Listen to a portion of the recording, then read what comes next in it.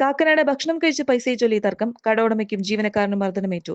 Tea shop ഉടമ തൻസിൽ, ജീവനക്കാരൻ Abbas എന്നിവർക്കാണ് മർദ്ദനമേറ്റത്. ഇന്നലെ വൈകിട്ട് 7 മണിയോടെയായിരുന്നു സംഭവം.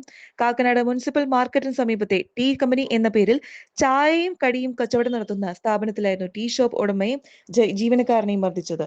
3 പേരടങ്ങുന്ന സംഘമാണ് ആക്രമണത്തിന് പിന്നിലെന്ന് കട ഉടമ പറഞ്ഞു. ആക്രമണത്തിൽ പരിക്കേറ്റ ടീ ഷോപ്പ് ഉടമ തൻസിൽ, ജീവനക്കാരൻ അബ്ബാസ് എന്നിവർ കാക്കനാട് സഹകരണ ആശുപത്രിയിൽ ചികിത്സയിലാണ്. കഴിഞ്ഞ ദിവസം കഴിച്ച ഭക്ഷണത്തിന്റെ പൈസ നൽകാതെ പോയത് ചോദ്യം ചെയ്തതാണ് ആക്രമണത്തിന് പിന്നിലെന്ന് ടീ ഷോപ്പ് ഉടമ തൻസിൽ പറഞ്ഞു.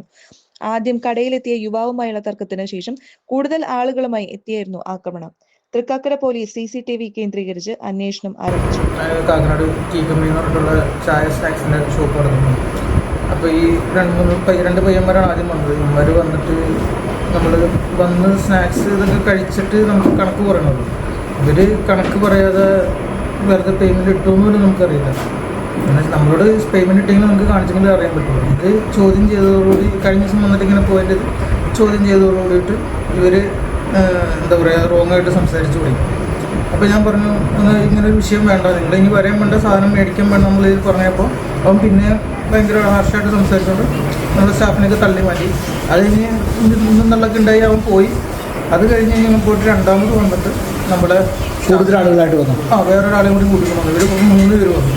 അപ്പോൾ ഞാനായിട്ട് ഒരാൾ സംസാരിച്ച് നിൽക്കുന്നതിൻ്റെ ഇടയ്ക്ക് ഇങ്ങനെ അകത്തൊരു സ്റ്റാഫിനെ തട്ടി പിന്നെയാണ് അടി.